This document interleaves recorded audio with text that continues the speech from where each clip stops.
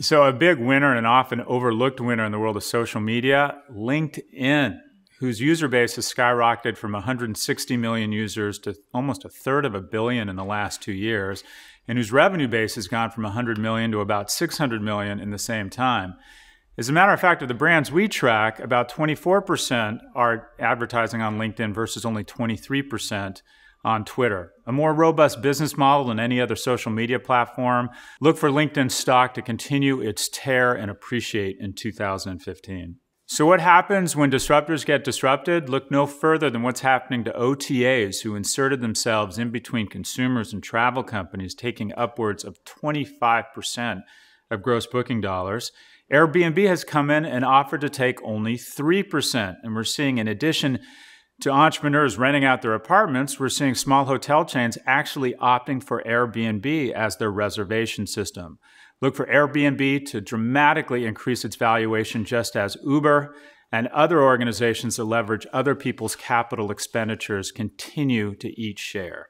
So countries can be winners. In this case, South Korea is having outsized influence on societal and consumer trends in Asia. Early broadband initiatives make South Korea one of the most digitally savvy countries in the world. Seoul is also becoming a luxury hub, responsible for 6.4 billion euros in sales last year, which is greater than any other city with the exception of Tokyo, Hong Kong, London, Paris, and New York. In addition, Seoul leads the way in terms of duty-free, the #1 market in the world for duty-free products with an 11% market share.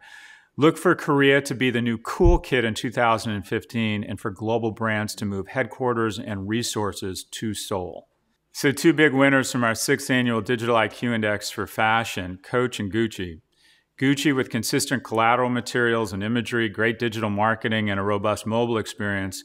And Coach, who brings its consumers the first truly omnichannel experience in fashion with the ability to see SKU-level inventory on your mobile device or reserve a product in-store for pickup at a later time. The big loser, Burberry, who has dominated the index for the last 3 years at #1, dropping to 6, largely on the back of an aging infrastructure as they migrate from the Create the Group platform to a patchwork infrastructure that handicaps their mobile checkout and some of their product pages. So who are the highest paid actors, athletes, and models in the world? Tom Brady sits at about 30 million. Neymar also at about 33 million for the Brazilian soccer player. Rafael Nadal comes in ahead of both of them at about 45 million.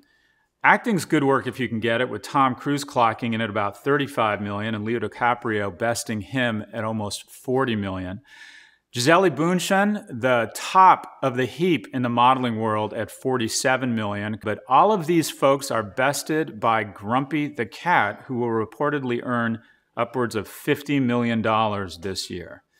That makes sense. We'll see you next week.